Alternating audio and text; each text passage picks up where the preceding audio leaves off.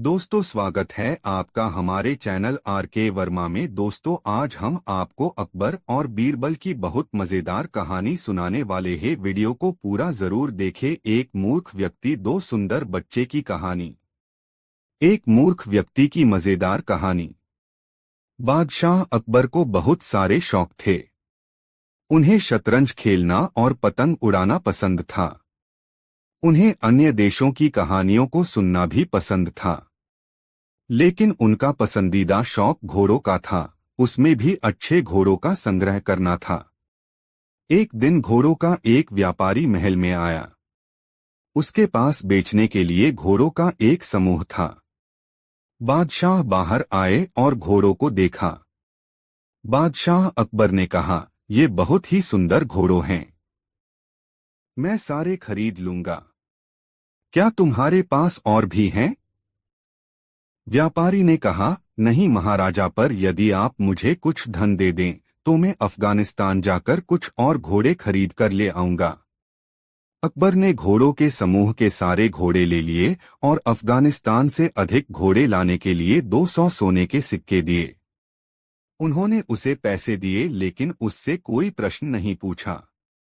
यह भी नहीं पूछा कि उसका नाम क्या था, वह कहाँ से आया था या वह कहाँ रहता था।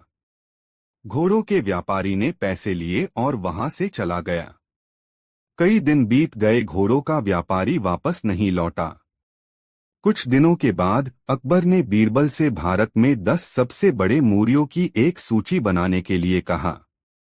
बीरबल ने यह सूची तुरंत बनाकर बादशाह को सौंप दी। जैसे ही अकबर ने सूची को पढ़ना शुरू किया, वह हैरान रह गए और फिर बहुत क्रोधित हुए। बीरबल ने अकबर का नाम सूची में सबसे ऊपर लिखा था। बीरबल, यह क्या है? बादशाह चिल्लाए। मेरा नाम सूची में सबसे ऊपर क्यों है?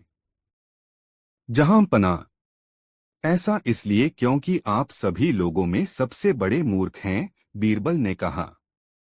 तुम्हारी इतनी हिम्मत कैसे हुई? अकबर ने बीरबल के शब्दों से आहत होते हुए कहा। बीरबल ने आगे कहा, महाराज, आपने एक अजनबी को इतना ज्यादा पैसा दे दिया और यह भी नहीं पूछा कि वह कौन था, कहां से आया था। क्या यह मूर्खता नहीं है? अकबर ने कहा, यदि वह आदमी घोड़ों के साथ वापस आ जाएगा तो क्या होगा? महाराज, यदि वह आदमी घोड़ों के साथ वापस आ जाएगा तो मैं सूची में सबसे ऊपर से आपका नाम हटा दूंगा और उसका नाम लिखा दूंगा, बीरबल ने कहा। अकबर को यह एहसास हो गया था कि उन्होंने वास्तव में मूर्खता की थी। दोस्तों, यह कहानी आपको कैसी लगी कमेंट में जरूर बताएं। दो खूबसूरत बच्चा की मजेदार कहानी। एक बार बादशाह अकबर ने दरबार में यह घोषणा करवाई कि उनका पोता पूरे देश में सबसे सुंदर बच्चा है। वह अपने नवजात पोते को बहुत प्यार करते थे। अकबर अपने पोते से इतना अधिक प्यार करते थे कि उस बच्चे के जन्म के बाद अकबर मुश्किल से सम्राट के रूप में अपने कर्तव्यों पर ध्यान केंद्रित कर पा रही थे। वह बच्चे के साथ पूरा दिन खेलते रहते थे। इससे सभी मंत्री बहुत परेशान हो गए। इसलिए जब अकबर ने कहा कि उसका पोता देश का सबसे सुंदर बच्चा है, तो बीरबल ने कहा, जहांपनाह, कृपया नाराज न हुआ। राजकुमार निसंदेह बहुत खूबसूरत हैं, पर मेरे ख्याल से और भी बच्चे हैं जो इनसे भी ज्यादा सुंदर हैं। अकबर ने जब यह सुना तो वे बहुत क्रोधित हुए। उसने कहा, तुम ऐसा कैसे कह सकते हो? मैं सभी मंत्रियों को यह आदेश देता हूं कि वह उस बच्चे को लेकर आएं जिसे वह सबसे ज्यादा सुंदर समझते हैं। यदि वह बच्चे मेरे पोते से ज्यादा सुंदर हुए तो मैं सहमत हो जाऊंगा, जैसा बीरबल ने कहा है। इसलिए अगले दिन हर मंत्री अपने साथ एक बच्चा लेकर दरबार में आया। पर बीरबल कहीं दिखाई नहीं दे रहा था। फिर कुछ समय के बाद बीरबल दरबार में आया। वह पसीने से भीगा हुआ था। अकबर ने पूछा, कहाँ है वह बच्चा जिसे तुमने मेरे पोते से ज्यादा सुंदर बताया था? बीरबल ने कहा, महाराज, मैंने दरबार में बच्चे को लाने की कोशिश की, लेकिन उसकी माँ ने मुझे ऐसा करने नहीं दिया। यदि आप एक सामान्य इंसान की तरह तैयार हो सकते हैं तो हम बच्चे को दिखने के लिए जा सकते हैं। अकबर और उसके कुछ मंत्रियों ने सामान्य लोगों की तरह कपड़े पहन लिए और बीरबल के सथा उस बच्चे को देखने चल पड़े। लंबे समय तक चलने के बाद वे एक झोपड़ी के पास पहुंचे। एक बच्चा झोपड़ी के बाहर गंदगी के ढेर पर खेल रहा था। वह गंजा था और धूल में लिपटा हुआ था। उसकी एक आंख दूसरी आंख से छोटी थी और उसकी नाक से पानी गिर रहा था। अकबर ने बीरबल से कहा, आपको लगता है कि यह बच्चा राजकुमार से अधिक सुंदर है? यह तो बहुत ही बदसूरत है। जैसे ही अकबर ने यह कहा, बच्चे की मां झोपड़ी से बाहर आ गई। वह उस आदमी पर बहुत गुस्सा होने लगी जो उसकी झोपड़ी के सामने खड़ा होकर उसके बच्चे को घूर रहा था। उसने कहा, तुम कौन हो? तुम्हारी हिम्मत कैसे हुई मेरे बच्चे को बदसूरत कहने की? निकल जाओ यहाँ से। और फिर उसने बच्चे को गोद में उठा लिया, अपने साड़ी के पल्लू से उसका चेहरा पोंछते हुए उसे चूम लिया। उसने बच्चे से कहा, मेरे प्यारे बेटे, इन लोगों को मत सुनो, तुम इस देश में सबसे सुंदर बच्चे हो। और वह छोटे बच्चे को अंदर ले गई। अकबर समझ गया कि बीरबल क्या कहना चाहता था। उसने कहा, अपने माता पिता के लिए हर बच्चा देशा में सबसे सुंदर होता है। बीरबल मुस्कराया और कहा, और समय आने पर अपने दादा दादी के लिए भी। दोस्तों, वीडियो को एक लाइक जरूर कर दे।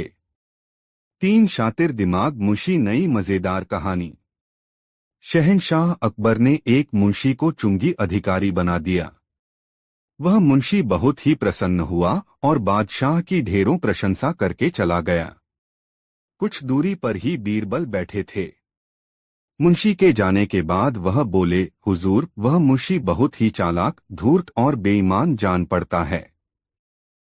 देखना, वह बेईमानी करने से बाज नहीं आएगा। बादशाह ने बीरबल की बातों पर कोई ध्यान नहीं दिया। बीरबल का शक सच साबित हुआ। बादशाह के पास मुंशी की शिकायतें आने लगीं कि मुंशी रिश्वत लेता है और प्रजा को बहुत ही तंग करता है। बिना रिश्वत लिए किसी से भी बात नहीं करता है। बादशाह सलामत ने मुंशी का तबादला वहां कर दिया जहां बेईमानी करने की कोई गुंजाइश ही नहीं थी। वह मुंशी अधिकारी से घुड़साल का मुंशी मुकर्रर कर दिया गया। अब मुंशी का काम घोड़ी की लीद तोलना था, लेकिन जहां चाह होती है वहां राह निकल ही आती है। मुंशी ने वहां भी अपनी आदत न छोड़ी और रिश्वत लेने शुरू कर दी। मुंशी साइसों से बोला, तुम सब घोड़ों को दाना कम खिलाते हो, इसीलिए मुझे लीद तोलने को भेजा गया है। यदि तुम्हारी लीद तोल में कम बैठी तो मैं शहंशाह से शिकायत कर दूंगा। साइस यह सुनकर डर गए और मुंशी को प्रति घोड़ा 1 रुपया देने लगे। बादशाह के पास मुंशी की शिकायत पहुंची तो उन्होंने यमुना नदी की लहरें गिनने का काम उसे सौंप दिया। यहाँ पर बेईमानी का कोई काम नहीं था। मुंशी बेईमानों का बेईमान था। यहाँ भी उसने कमाई का रास्ता ढूंढ निकाला। अब मुंशी ने नावों को रोकना शुरू कर दिया और कहने लगा, रुको, मैं अभी लहरें गिन रहा हूँ। बेचारे नाविक जब नावों को रोक रोक कर परेशान हो गए तब उन्होंने मुंशी को प्रतिमाह 10 रुपए देने प्रारंभ कर दिया। दरबार में जब यह खबर पहुंची कि मुंशी नाविकों से पैसे वसूलता है तो शहंशाह ने हुक्म जारी किया कि नावों को न रोका जाए और उन्हें जहां जाए जाने दिया जाए। शातिर दिमाग मुंशी कहाँ किसी बंदिश और नियम को मानने वाला था। यहाँ भी उसने अपनी बुद्धि का इस्तेमाल कर एक तख्ती को तट पर यह लिखकर लगा दिया, रोको मत जाने दो। यह द्व्यर्थी वाक्य शहंशाह के हुक्म का भी पालन कर रहा था और मुंशी को भी रिश्वत दिलवा रहा था। बादशाह के पास फिर भी मुंशी की शिकायतें पहुंचने लगीं तो उन्होंने उस मुंशी की हरकतों से तंग आकर उसे नौकरी से हमेशा के लिए हटा दिया और बीरबल से कहा, बीरबल, हमने तुम्हारी बात नहीं मानी। तुम्हारा कहना सही था कि यह मुंशी जरूरत से ज्यादा होशियार और बेईमान लगता है। यह सब कहकर शहंशाह ने बीरबल के जिम्मे कर्मचारियों को जांचने परखने का काम लगा दिया। दोस्तों वीडियो को एक लाइक जरूर कर दे। 4 पढ़ा लिखा गधा बहुत मजेदार कहानी। बीरबल की बुद्धिमत्ता एवं हाजिर जवाबी दूर दूर तक मशहूर थी। एक दिन वह बादशाह अकबर के साथ दरबार में बैठे थे। तभी कर चोरों से जब्त की गई चीजों के साथ एक गधा भी दरबार में लाया गया। बादशाह अकबर को खुश करने के इरादे से बीरबल गधे की तारीफ के पुल बांधते हुए बोले, जहांपना, इसके चेहरे से बुद्धिमानी फूट रही है। यदि इसे सिखाया जाए तो यह शायद पढ़ना लिखना भी सीख जाए। बादशाह अकबर ने उनकी बात पकड़ ली और आदेश दिया कि गधा बीरबल को सौंप दिया जाए।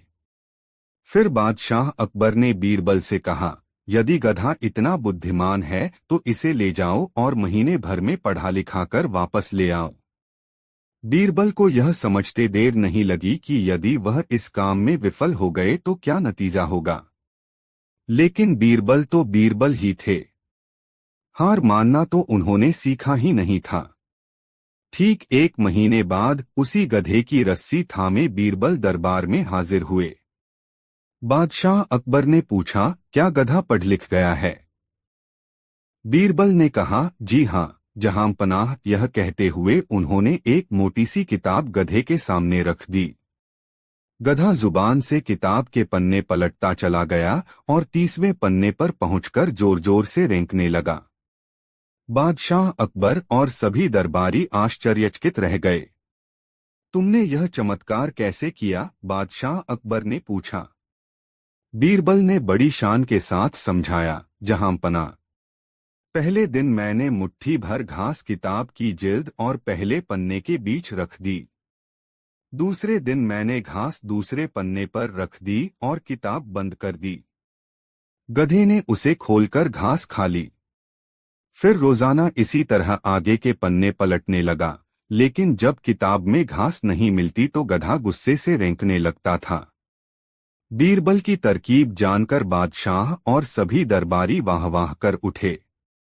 दोस्तों वीडियो कैसा लगा कमेंट में जरूर बताएं।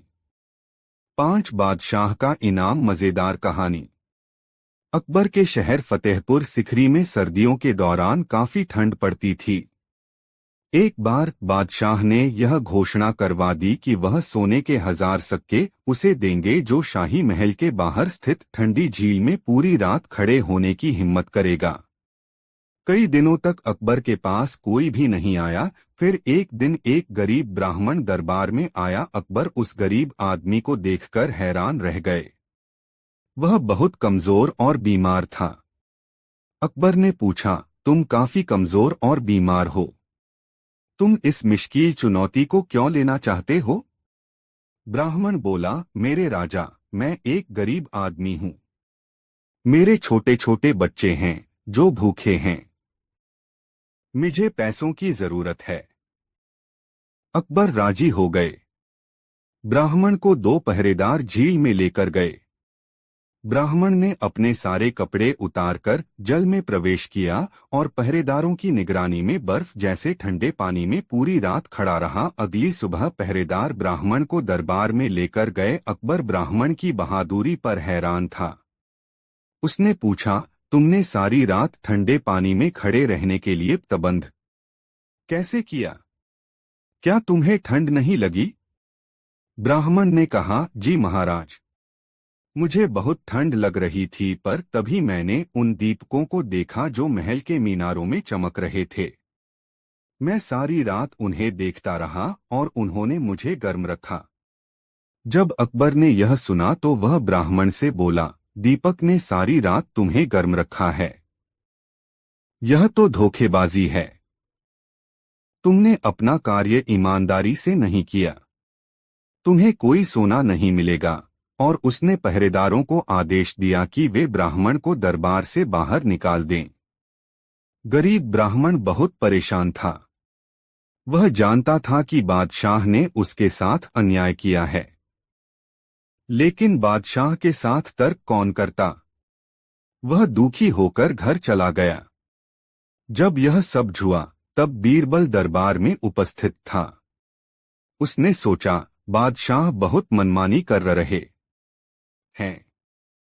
मुझे उन्हें सबक सिखाना चाहिए ताकि ब्राह्मण को वह सोने मिल सके जिसका वह हकदार है। बीरबल अकबर के पास गए और सम्मान के साथ झुककर कहा, जहांपना, मैंने अपने मित्रों के लिए एक दावत का आयोजन किया है। मैं आपको और सभी मंत्रियों को आमंत्रित करना चाहता हूं। कृपया आज शाम को दावत के लिए मेरे घर पर पधारें। अकबर यह सुनकर बहुत खुश हुआ। शाम को अकबर ने खबर भिजवाई कि वे आ रहे हैं, परंतु बीरबल ने कहला भेजा कि अभी खाना तैयार नहीं हुआ है। जब तैयार हो जाएगा तो खबर भेज दूंगा। जब बहुत देर तक खबर नहीं आई तो अकबर स्वयं अपने मंत्रियों के साथ बीरबल के घर पहुंच गया। पर जब उन्होंने बीरबल को घर के आंगन में देखा तो वे हैरान रह गए। बीरबल थोड़ी सी आग जलाकर उसके पास बैठा हुआ था, जबकि जो बर्तन आग पर होना चाहिए था वह एक पेड़ की एक शाखा पर ऊंचा लटक रहा था। अकबर कहा ने बीरबल से पूछा, तुम्हें क्या लगता है कि तुम क्या कर रहे हो? बीरबल ने जिल्ले सुभानी, मैं हम सभी के लिए स्वादिष्ट खिचड़ी बना रहा हूं। इस बात पर बादशाह जोर से हंसने लगे। उन्होंने कहा, मूर्ख, तुम्हें क्या लगता है आग से गर्मी खिचड़ी तक पहुंच जाएगी? तुमने बर्तन ऊंची शाखा पर रख दिया है। बीरबल ने कहा, महाराज, आग की गर्मी बर्तन तक उसी प्रकार पहुंच जाएगी जिस प्रकार महल के दीपक से गर्मी उस दिन गरीब ब्राह्मण तक पहुंची थी। अकबर ने हंसना बंद कर दिया। उन्हें एहसास हो गया कि बीरबल क्या कहना चाहता है। अगले दिन उन्होंने ब्राह्मण को बुलाया और वादे के अनुसार उसे 1000 सेने के सिक्के दिए। ब्राह्मण ने बादशाह का आभार व्यक्त किया और आशीर्वाद दिया। अकबर ने बीरबल को देखा तो बीरबल मुस्करा दिए। दोस्तों, वीडियो को एक लाइक जरूर कर दे। 6 स्वर्ग की यात्रा बेहद मजेदार कहानी। जब से बीरबल बादशाह अकबर को दरबार में शामिल हुआ था, तब से अकबर के दरबार के कुछ मंत्री खुश नहीं थे। अकबर ने बीरबल का पक्ष अधिक लेना शुरू कर दिया था। इस बात ने मंत्रियों को बीरबल से ईर्ष्या करने वाला बना दिया। उन्होंने शाही नाई की मदद लेने का निश्चय किया। नाई एक गरीब व्यक्ति था। वह मंत्रियों की इस बुरी योजना में शामिल नहीं होना चाहता था, किंतु उनके द्वारा दिए गए सोने के सिक्कों के कारण वह उनका विरोध नहीं कर सका। इसलिए वह मदद के लिए राजी हो गया। एक दिन जब वह अकबर के बाल लाट रहा था तो उसने कहा, जहांपना, कल रात मैंने एक सपना देखा। आपके पिता मेरे सपने में आए और बोले कि वह स्वर्ग में आराम से हैं।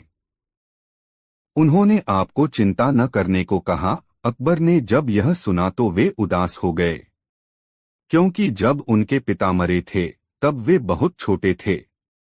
वे अपने पिता को बहुत ज्यादा याद करते थे। वह बोले, मेरे पिता ने और क्या कहा? मुझे सब कुछ बताओ। नाई ने कहा, जहांपना, उन्होंने कहा कि वह ठीक हैं, किंतु थोड़ा बहुत ऊब गए हैं। वह बोले, यदि आप बीरबल को वहां भेज देंगे तो वह उन्हें बहुत खुश रखेगा। वह स्वर्ग से बीरबल को देखते हैं और उसकी बुद्धि और हास्य की प्रशंसा करते हैं। अकबर ने बीरबल से कहा, प्रिय बीरबल, मैं तुमसे बहुत खुश हूं, किंतु अपने पिता के पास तुम्हें भेजते हुए मुझे बहुत दुख हो रहा है। जो स्वर्ग में खुश नहीं हैं, वे तुम्हें अपने पास बुलाना चाहते हैं। तुम्हें स्वर्ग में जाना होगा और उनका मनोरंजन करना होगा। बीरबल ने यह सुना तो वह चौंक गया। बाद में उसे पता चला कि यह मंत्रियों और नाई द्वारा बनाई गई योजना थी। उसने अपने घर के बाहर एक कब्र खुदवाई और कब्र के साथ एक रंग खोदी जो उसके शयन कक्ष तक जाती थी। फिर वह अकबर के पास गया और बोला, मैं स्वर्ग जाने के लिए तैयार हूं, किंतु हमारे परिवार की परंपरा है कि हमें अपने घर के बाहर दफन किया जाता है। मैंने पहले से ही कब्र की व्यवस्था कर ली है। मैं आपसे अनुरोध करता हूं कि मुझे वहां चींदा दफन कर दिया जाए।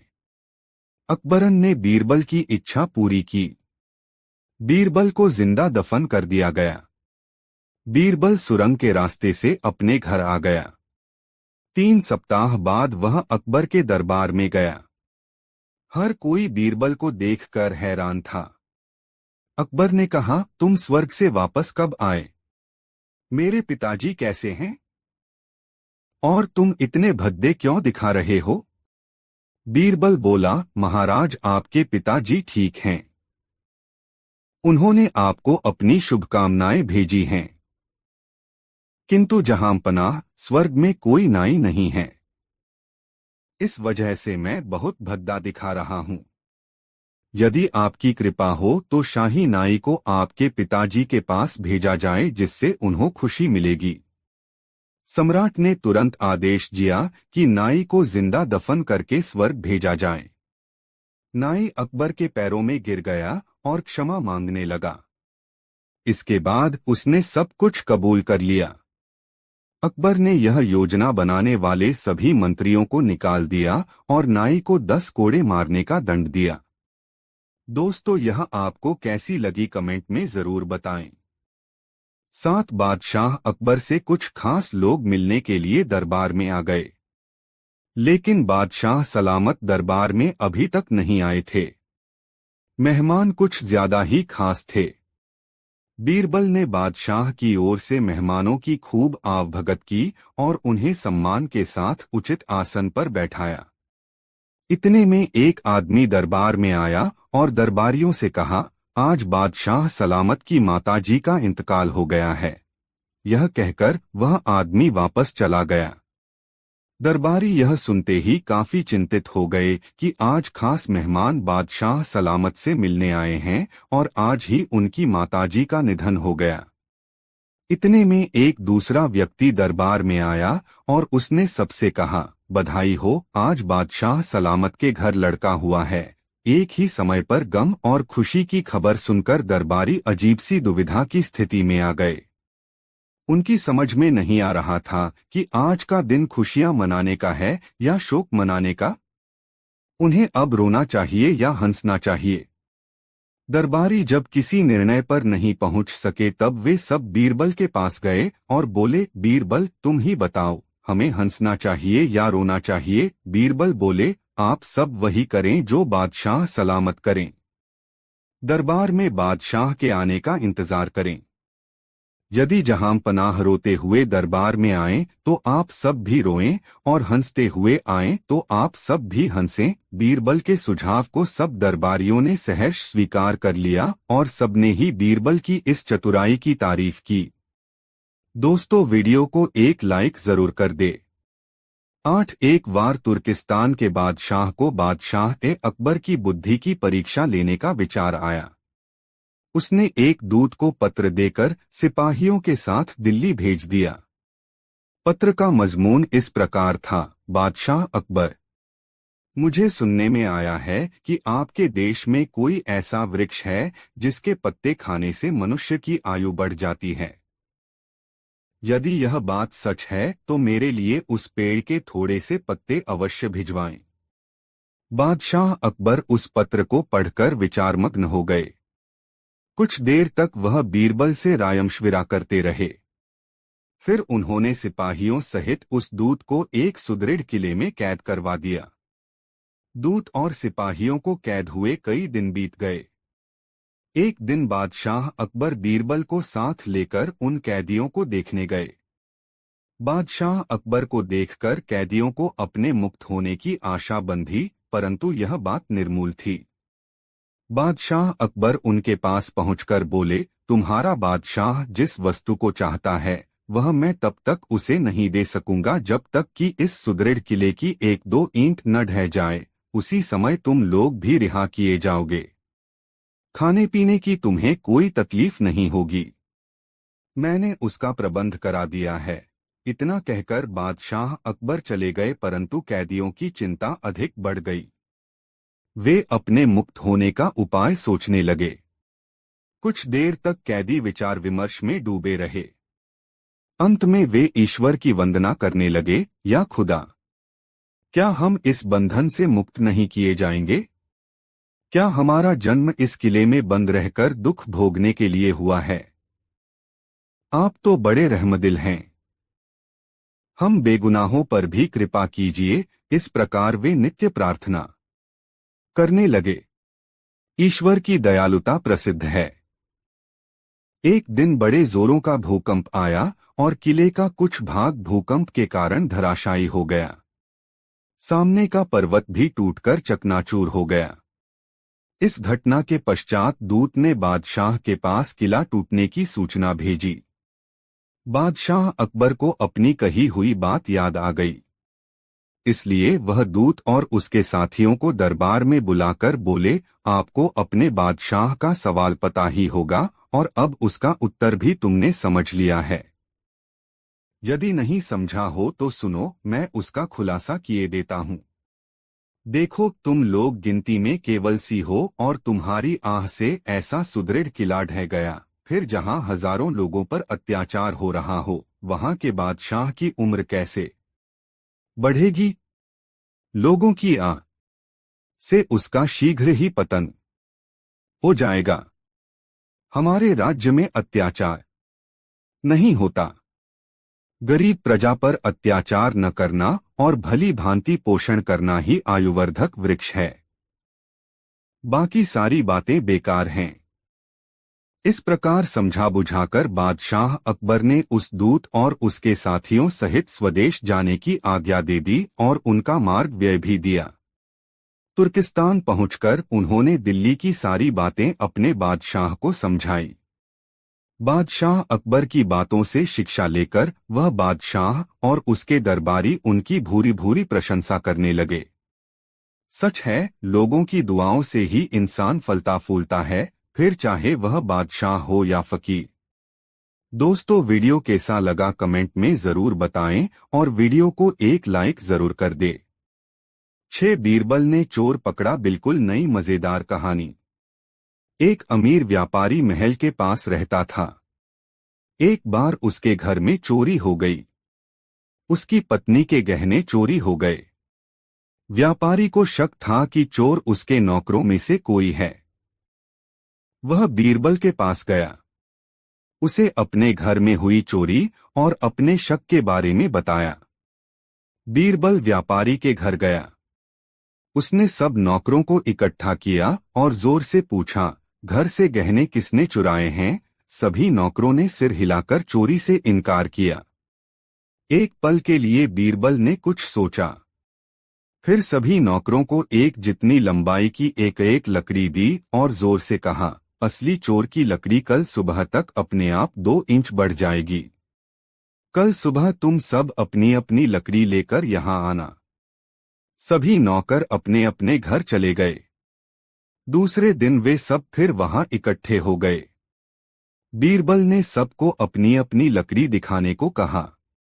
एक नौकर की लकड़ी 2 इंच छोटी थी। बीरबल ने जोर से कहा, यही चोर है। जेल के दरबान उस नौकर को पकड़ कर ले गए। व्यापारी ने बीरबल से पूछा, आपने उसे कैसे पकड़ा? बीरबल ने उत्तर दिया, यहाँ आने से पहले असली चोर ने अपनी लकड़ी को 2 इंच काट लिया था। उसे डर था कि उसकी लकड़ी सुबह तक 2 इंच बढ़ गई होगी। दोस्तों, वीडियो कैसा लगा कमेंट में जरूर बताएं। साथ कुछ भी नहीं बचा नई कहानी। अपने सवालों के लिए प्रसिद्ध बादशाह अकबर दरबार आए तो बीरबल कहीं नजर नहीं आए। उन्होंने दरबारियों से पूछा, बताओ, 27 में से 9 गए तो क्या शेष रहा? दरबारी मन ही मन सोचने लगे कि बादशाह यह क्या पूछ रहे हैं। क्या हम लोग कोई बच्चे हैं कि इतना आसान सवाल हल नहीं कर सकेंगे? सभी दरबारियों ने एक ही जवाब दिया, हुजूर, 27 में से 9 निकल जाने पर 18 बचे। यह तो सबको ही मालूम है। बादशाह मुस्कराए, फिर बीरबल के आने का इंतजार करने लगे। इतने में बीरबल दरबार में आ खड़े हुए। शहंशाह ने उनसे भी यही सवाल कर दिया। बीरबल जवाब में बोले, हुजूर, कुछ भी नहीं बचा। बीरबल का यह जवाब सुनकर सब आश्चर्य में पड़ गए। उनके जवाब से कोई भी संतुष्ट नहीं दिखा तो बीरबल आगे बोले, इसमें हैरान होने की कोई बात नहीं है। 27 नक्षत्र साल भर में होते हैं। इनमें से 9 नक्षत्र जो हैं वे वर्षा ऋतु में होते हैं। यदि इन नक्षत्रों को निकाल दिया जाए तो जो बचे उनसे तो इस संसार का कोई भला नहीं होने वाला। इसीलिए मैंने कहा कि 27 में से 9 के चले जाने पर कुछ भी नहीं बचा। शहंशाह अकबर बीरबल का जवाब सुनकर अत्यंत ही प्रसन्न हुए और इसके लिए उन्हें इनाम भी दिया। दोस्तों, वीडियो को एक लाइक जरूर कर दे। 8 कितने दिन जीना नई मजेदार कहानी। बीरबल अकबर बादशाह की हर समस्या के जवाब थे। बादशाह आए दिन उनकी बुद्धि की परीक्षा लेते ही रहते थे ताकि बीरबल अपनी बुद्धि और समझ में अधिक से अधिक विकास कर सकें। बादशाह ने एक दिन एक साधु को बीरबल के पास उनके बुद्धि बल की परीक्षा लेने के लिए भेजा। अकबर बादशाह भी वेश बदलकर पास में ही एक जगह छुप गए। साधु से बीरबल के नजदीक आकर कहा, वत्स, तुम बीरबल हो न?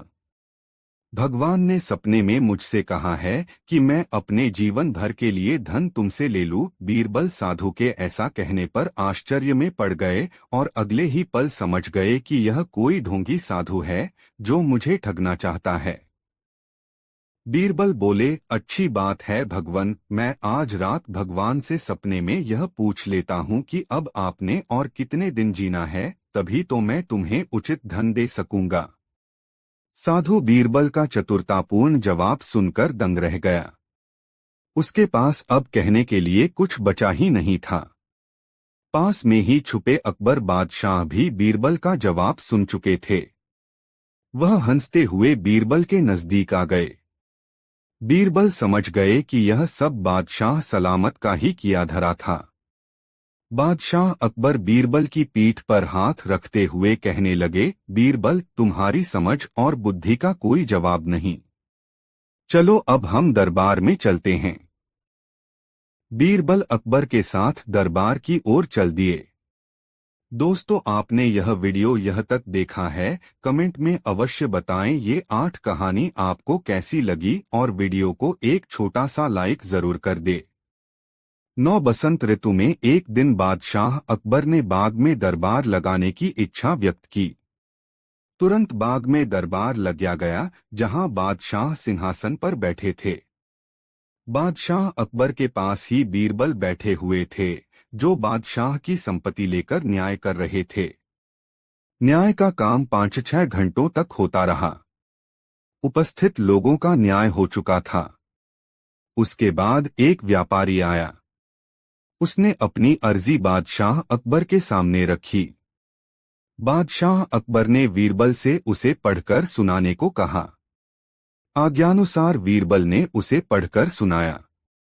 बादशाह अकबर की प्रतिष्ठा की अनेक पंक्तियों के बाद उसमें लिखा था, मैं अजमेर शहर का रहने वाला हूँ। देश विदेश में घूम फिरकर माल खरीदना बेचना मेरा काम है। जिस समय मैं बंग देशांतर्गत ढाका नगर में पहुंचा, वहां मैंने एक सौदागर के पास एक राजहंस देखा जो बहुत सुंदर और गुणवान था। उसके पंख सोने जैसे थे। मैं उसकी सुंदरता का वर्णन नहीं कर सकता। आपके महल में रहने योग्य जानकर मैंने उसको खरीदने का विचार किया। फिर उस सौदागर को मुहमांगा दाम देकर उसको मोल ले लिया। उसे एक पिंजड़े में बंद करके यहाँ लाया तथा अपने कमरे में टांग दिया। वह पिंजड़ा हमेशा वहां टंगा रहता था। आज मैं जिस समय अपने घर वापस गया तो मुझको पिंजड़े में राजहंस नहीं मिला। मुझको शक है कि मेरे नौकरों ने उसे मार डाला है। मैं प्रार्थना करता हूँ कि उसकी खोज कराकर अपराधियों को दंड दिया जाए। यह फरियाद सुनकर बादशाह अकबर ने उस व्यापारी के नौकरों को दरबार में बुलाने की आज्ञा दी। आज्ञानुसार उसके सब नौकर कुछ ही देर में दरबार में पहुंच गए। बादशाह अकबर ने उन नौकरों से अच्छी तरह पूछताछ की, परंतु जब कुछ पता नहीं चला तो उन्होंने व्यापारी से कहा, तुम्हारी चोरी का पता नहीं चला। हमने तुम्हारे नौकरों से पूछताछ कर ली।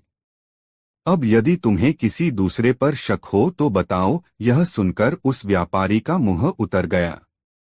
उसने बीरबल से कहा, जैसा आज मेरे साथ न्याय हुआ, यदि ऐसे अन्य न्याय भी होते हों तो फिर सच्चा न्याय कौन करता है? बीरबल ने कहा, मैं तुम्हारा न्याय किए देता हूँ। फिर बीरबल ने व्यापारी के नौकरों को दोबारा बुलाने की आज्ञा दी। सिपाही नौकरों को ले आए। कुछ खोज करने के बाद बीरबल उनकी ओर देखकर बोले, क्यों रे चोर, तेरे मन में क्या विचार है? पक्षी को मारकर खा गया और उसके पंख भी पगड़ी में छिपाकर दरबार में आया है। वाह, शाबाश, इतनी देर से तो तूने स्वीकार नहीं किया, परंतु अब बोल, क्या कहता है? बीरबल को इस तरह कहते हुए सभी दरबारियों ने मुना। मौदागर के नौकरों में राजहंस को चुगने वाला भी था। उसने अपने मन में विचार किया कि कहीं मैं भूल में अपनी पगड़ी में पंख तो नहीं रख लाया हूं। ऐसा सोचकर उसने इस ढंग से धीरे धीरे पगड़ी पर हाथ फेरना शुरू किया कि किमी भी दरबारी को मालूम न पड़े। सब लोग नौकरी की तरफ देख रहे थे, परंतु किसी की भी दृष्टि उस चोर पर नहीं पड़ी। लेकिन बीरबल ने उस चोर को ताड़ लिया। उन्होंने उसके अलावा अन्य सबको छोड़ देने की आज्ञा दी। फिर बीरबल ने उससे अनेक प्रकार के प्रश्न किए, परंतु जब किसी भी तरह उसने चोरी करना स्वीकार नहीं किया तो उसकी पिटाई करने की आज्ञा दी गई। पिटाई की बात सुनते ही उसने डर के मारे तुरंत अपना अपराध कबूल कर लिया। बीरबल की इस बुद्धिमत्ता से न सिर्फ बादशाह अकबर ही बल्कि व्यापारी भी बहुत प्रसन्न हुआ। दरबारी भी बीरबल के न्याय पर वाह वाह कर उठे। दोस्तों, वीडियो को एक लाइक जरूर कर दे। 10 वर्षा ऋतु थी। यमुना नदी में बाढ़ आई थी। लहरें किनारे पर आकर टकरा रही थीं, जिससे अजीब सी छप छप की आवाज होती थी। शहंशाह अकबर का महल यमुना तट पर ही था। बादशाह गहरी नींद में सोए हुए थे। रात का सन्नाटा चारों तरफ फैला पड़ा था। छप छप की आवाज जब बादशाह के कानों में पड़ी तो वह जाग गए और छप छप की आवाज सुनने लगे। फिर इसके बाद बादशाह को नींद नहीं आई तो वह कमरे में ही उठकर टहलने लगे। टहलते टहलते वह खिड़की के पास आ गए और पानी से लबालब भरी यमुना नदी को अपलक देखने लगे। लहरों की छपछपाहट अभी भी उनके कानों में गूंज रही थी। तभी उन्हें ऐसा जान पड़ा जैसे नदी रो रही हो। शहंशाह के मन में सवाल उठ खड़ा हुआ कि आखिर क्या बात है? रात के सन्नाटे में सब सो रहे हैं मगर नदी क्यों रो रही है? अपने इस प्रश्न का जवाब वह नहीं ढूंढ सके तो बिस्तर पर आकर चुपचाप लेट गए। दूसरे दिन शहंशाह दरबार में आए तो सभी दरबारियों से यही प्रश्न किया कि नदी रोती क्यों है। बारी बारी से सभी दरबारियों ने अपनी समझ के अनुसार जवाब दिया, लेकिन किसी के भी जवाब से बादशाह को संतुष्टि नहीं मिली। इसी बीच बीरबल दरबार में पधारे। बादशाह ने बीरबल को देखते ही सवाल कर दिया, बताओ बीरबल, नदी क्यों रोती है?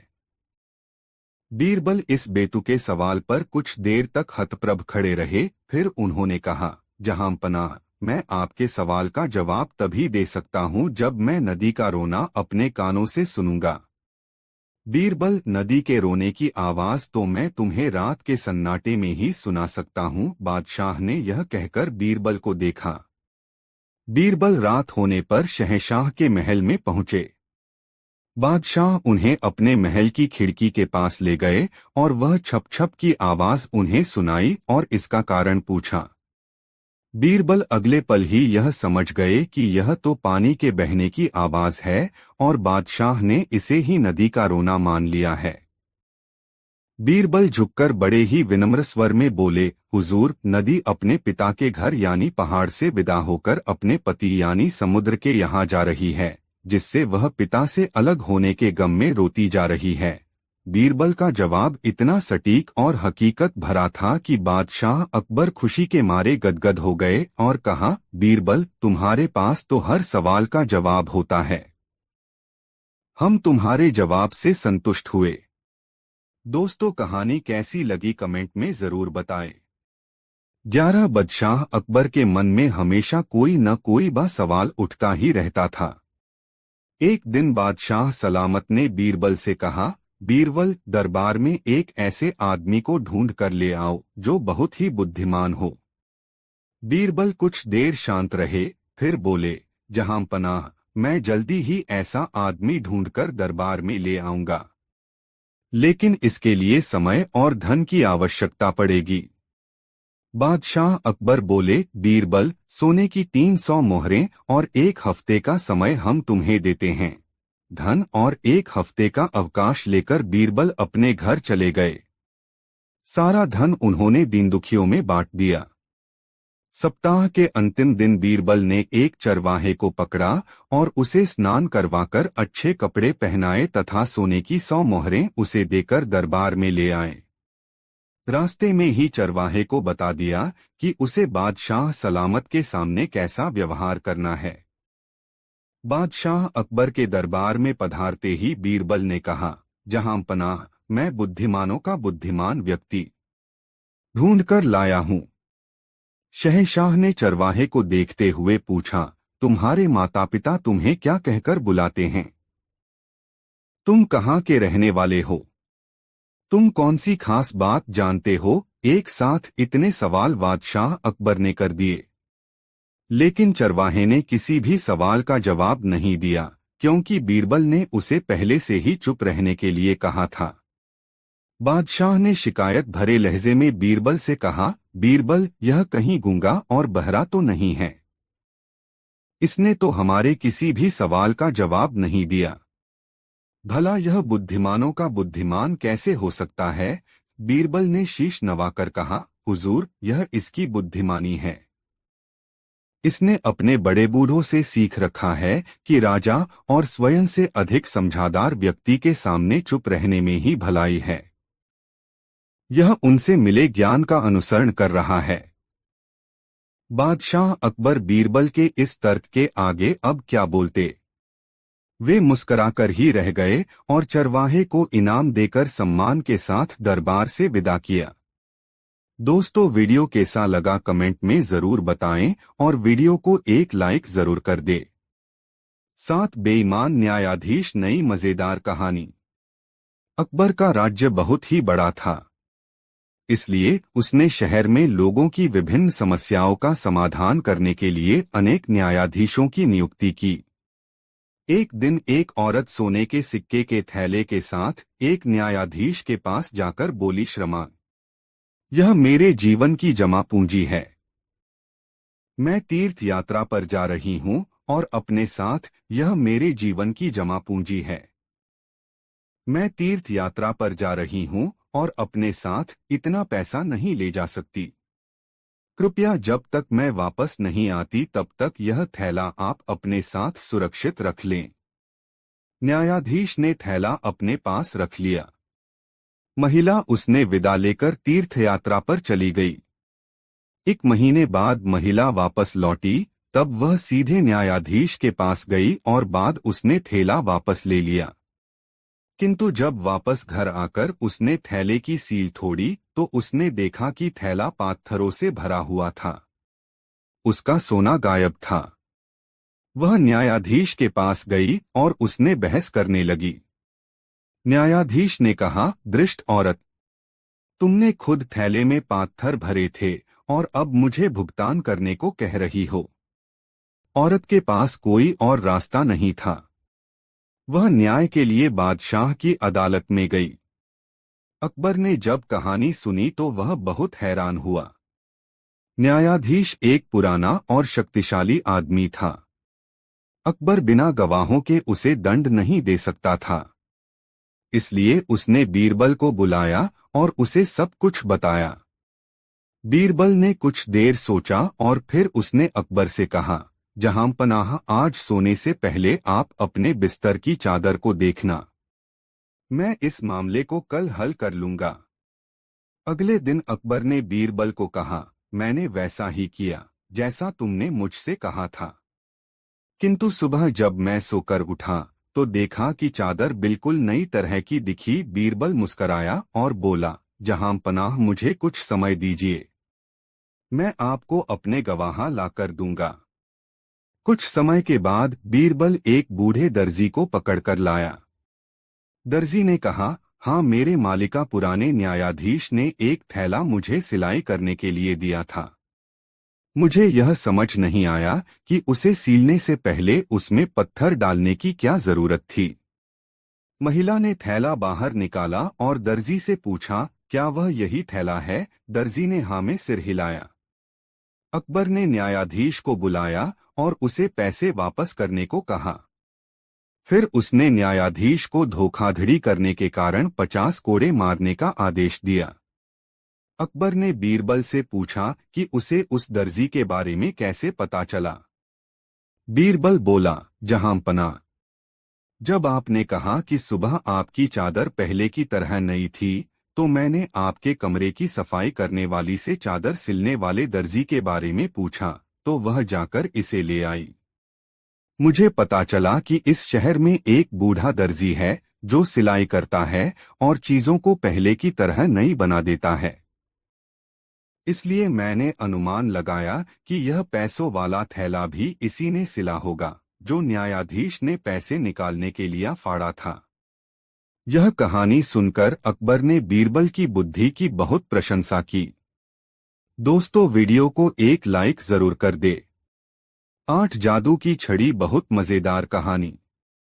एक समय मशहूर फतेहपुर सीकरी शहर में एक अमीर तेल का व्यापारी रहता था। उसने अपनी पत्नी को खुश करने के लिए हीरों का एक हार उपहार में दिया। यह हार बहुत ही कीमती था और उस औरत को बहुत पसंद था। वह अक्सर खास कार्यक्रमों में जब उसके दोस्त उससे मिलने आते थे, तब इस हार को पहनती थी। इस तरह औरतों की प्रशंसा से यह हार बहुत प्रसिद्ध हो गया। किंतु एक दिन जब वह औरत सुबह सोकर उठी तो उसे वह हार कहीं नहीं मोला। उसने हार को बहुत ढूंढा, पर हार कहीं दिखाई नहीं दिया। इस प्रकार उसने यह निष्कर्ष निकाला कि हार चोरी हो गया है। व्यापारी ने सैनिकों को हार को चोरी करने वाले को ढूंढने भेजा। सैनिकों ने चोर की खोज शुरू की, किंतु जिसने भी हार चोरी किया था वह बहुत ज्यादा चालाक था। उसने सैनिकों के लिए कोई सुराग नहीं छोड़ी था। इससे व्यापारी की पत्नी दुख के कारण बीमार पड़ गई। व्यापारी को अपनी पत्नी के स्वास्थ्य की चिंता होने लगी। जब कोई विकल्प नहीं मिला तो उसने बीरबल को यह मामला सुलझाने के लिए बुलाया।